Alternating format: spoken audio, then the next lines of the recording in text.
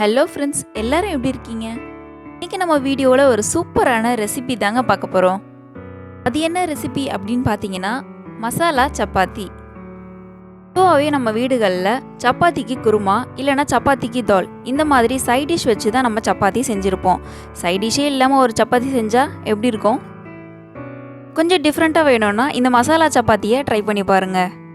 சரி வாங்க, இதை எப்படி செய்யலான்றதை பார்க்கலாம். அதுக்கு முன்னாடி நம்ம சேனலை ஃபஸ்ட் டைம் பார்க்குறீங்கன்னா கீழே ரெட் கலரில் சப்ஸ்கிரைப் பட்டனை ப்ரெஸ் பண்ணிக்கோங்க. கூடவே பெல் ஐக்கானையும் கிளிக் பண்ணிக்கோங்க. அப்போ தான் நான் போடுற வீடியோஸ் உங்களுக்கு உடனடியாக வந்து சேரும்.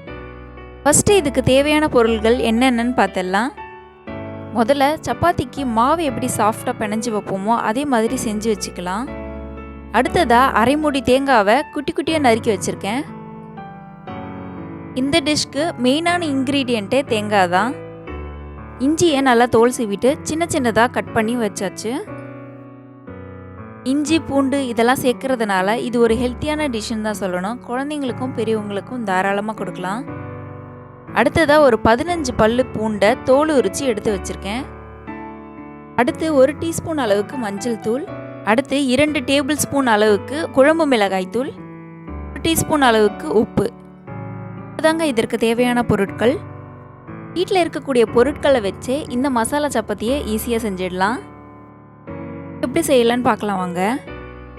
முதல்ல ஒரு மீடியம் சைஸ் ஜாரில் இந்த தேங்காய், இஞ்சி, பூண்டு இந்த மூன்றையுமே சேர்த்து தண்ணி சேர்க்காம கொஞ்சம் பொறன்னு அரைச்சி எடுத்துகிட்டு வந்துடலாம். இந்த அளவுக்கு கொஞ்சம் கொரகொரப்பாக அரைஞ்சிருந்தாலே போதும். இப்போ இது கூட 1 டீஸ்பூன் அளவுக்கு மஞ்சள் தூள், 2 டேபிள் ஸ்பூன் அளவுக்கு குழம்பு மிளகாய் தூள், 1 டீஸ்பூன் உப்பு. இப்போ எல்லாத்தையுமே இது சேர்ந்து அரைச்சி எடுத்துகிட்டு வந்துடலாம். அரைச்சி முடித்ததும் அந்த விழுதை ஒரு கடாயில் 1 டேபிள் ஸ்பூன் அளவுக்கு எண்ணெய் விட்டு 1 நிமிஷம் போல் வதக்கி எடுத்திங்கன்னா நமக்கு சாப்பிடும்போது அந்த ரா ஸ்மெல் இருக்காது, ரொம்பவே நல்லாயிருக்கும். இப்போ நம்முடைய மசாலா ரெடி ஆகிடுச்சு. அடுத்ததாக எப்போதும் போல் சப்பாத்திக்கு நம்ம உருண்டை பிடிப்போம் இல்லையா, அந்த மாதிரி இல்லாமல் ஒரு சைஸ் கூடவே கொஞ்சம் பெரிய பெரிய உருண்டைகளாக பிடிச்சி வச்சுக்கோங்க. எதுக்காக பார்த்தீங்கன்னா மசாலாவை நம்ம உள்ளே ஸ்டஃப் பண்ண போகிறோம், அதுக்காக தான். பெரிய உருண்டைகளை பார்க்கும்போதே உங்களுக்கு தெரிஞ்சிருக்கும். இந்த மசாலா சப்பாத்தியை ஒன்று சாப்பிட்டாலே போதும், வயிறு ஃபுல்லாகிடுங்க. இப்போது சப்பாத்தி மாவை பெரிய பெரிய உருண்டைகளாக பிடிச்சி வச்சாச்சு. இப்போ இந்த மசாலாவை சின்ன சின்ன உருண்டைகளாக பிடிச்சி வச்சிடலாம். இந்த மாதிரி சின்ன சின்ன உருண்டைகளாக இருந்தால் தான் நமக்கு திரட்டும் போது வெளியே வராமல் ரொம்பவே அழகாக வரும் நமக்கு. இப்போ மசாலா எல்லாத்தையுமே குட்டி குட்டி உருண்டைகளை பிடிச்சி வச்சாச்சு. அடுத்ததாக கோதுமை மாவை எடுத்து ஒரு கிண்ணம் மாதிரி பண்ணிக்கோங்க ஃபஸ்ட்டு. அதுக்கப்புறமா இந்த மசாலா உருண்டையை எடுத்து நடுவில் வச்சு அழகாக க்ளோஸ் பண்ணிவிடுங்க. அடுத்ததாக எப்போதும் போல் சப்பாத்திக்கு எப்படி நம்ம 2 பக்கமும் மாவு தொட்டுப்போம், அதே மாதிரி இது தொட்டு எடுத்துக்கலாம். நல்லா அதிகமாகவே மாவு நல்லா தொட்டு எடுத்துக்கோங்க. இப்போ என்ன செய்யலாம், ரொம்ப அதிகமாக ப்ரெஷர் கொடுக்காம ரொம்ப ஜென்டலாக நம்ம திரட்டி எடுத்தோம் அப்படின்னா உள்ளே இருக்கிற ஸ்டஃபிங் நமக்கு வெளியே வராமல் பார்க்கறதுக்கு ரொம்பவே அழகாக இருக்கும். ரொம்பவே சாஃப்டான ஒரு புஷ் கொடுத்தாலே போதும். அப்போ தான் நமக்கு உள்ளே மசாலா இருக்கிற மாதிரி தெரியல. பாருங்கள் ஸ்டஃபிங் வெளியே வரவே இல்லை, ரொம்பவே அழகாக வந்துடுச்சு. இந்த மசாலா சப்பாத்திக்கு சைட் டிஷ்ஷே தேவையில்லைங்க, ரொம்பவே சூப்பராக இருக்கும். நீங்கள் இதை ஈவினிங் டைமில் குழந்தைங்களுக்கு ஸ்நாக் ஐட்டமாக கூட செஞ்சு கொடுக்கலாம். இல்லைங்க, நான் சைட் டிஷ் இல்லாமல் சாப்பிடவே மாட்டேன் அப்படின்னு நினைக்கிறவங்களுக்கு இதுக்கு தயிர் பச்சடி ட்ரை பண்ணலாம், ரொம்பவே சூப்பராக இருக்கும். குழந்தைங்களுக்கு ஒரு ஹெல்த்தியான ரெசிபின்னு தான் சொல்லணும்.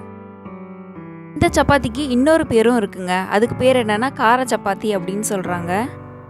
ஓகேங்க, இப்போ சப்பாத்தி எல்லாமே திரட்டி முடிச்சாச்சு. எப்போதும் போல் எப்படி நம்ம சப்பாத்தியை கல்லில் போட்டு எடுப்போமோ அதே மாதிரி தான். ஓரங்களில் எண்ணெய் விட்டுருங்க, அதே மாதிரி நடுவுலையுமே கொஞ்சம் எண்ணெய் விட்டுருங்க, கொஞ்சம் சாஃப்டாக வரும் சப்பாத்தி. அதுக்கப்புறமா உள்ள ஸ்டஃபிங் இருக்கிறதுனால கொஞ்சம் திருப்பி போடும்போது கொஞ்சம் ஜென்டலாக ரொம்பவே சாஃப்டாக திருப்பி போட்டிங்கன்னா உள்ளே இருக்க ஸ்டஃபிங் நமக்கு வெளியே வராமல் இருக்கும். அவ்வளோதாங்க, நம்ம காரசாரமான மசாலா சப்பாத்தி ரெடி ஆகிடுச்சு. இது எப்படி வந்திருக்கு, உள்ளெல்லாம் நல்லா வெந்திருக்கா அப்படின்னு நம்ம ஓப்பன் பண்ணி பார்த்துடலாம். பார்க்கும்போது மசாலா நல்லாவே வெந்திருந்தது. ஓப்பன் பண்ணும்போதே அந்த மசாலாவோட வாசனை கமகமன்னு ரொம்பவே சூப்பராக இருந்துச்சு. சப்பாத்தி கூடவே அந்த மசாலாலாம் ஒட்டி அழகாக ஒரு லேயர் வந்திருக்கு பாருங்கள். டின்னர் வயிறு ஃபில் ஆகிற மாதிரி நல்லா சூப்பரான ஒரு டின்னர் வேணும்னா இதை நீங்கள் கண்டிப்பாக ட்ரை பண்ணி பாருங்கள். 1-2 சாப்பிட்டாலே வயிறு ஃபுல்லாகிடும். அளவுக்கு இது ரொம்ப ரொம்ப ஹெல்த்தி, ரொம்ப ஃபில்லிங்காகவும் இருக்கும் நமக்கு. ஸோ என்னோட பசங்களுக்கு இந்த சப்பாத்தி ரொம்பவே பிடிக்கும். நீங்களும் கண்டிப்பாக ட்ரை பண்ணி பாருங்கள். ப்ளீஸ் சப்பாத்தி எப்படி இருக்குது? ரொம்ப சூப்பராக இருக்கா? ஓகேங்க. இந்த வீடியோ பிடிச்சிருந்ததுன்னா கண்டிப்பாக லைக் பட்டனை மறக்காமல் தட்டி விட்டுருங்க. உங்களோட சஜஷன்ஸை கமெண்ட் செக்ஷனில் கண்டிப்பாக சொல்லுங்கள். தேங்க்ஸ் ஃபார் வாட்சிங்.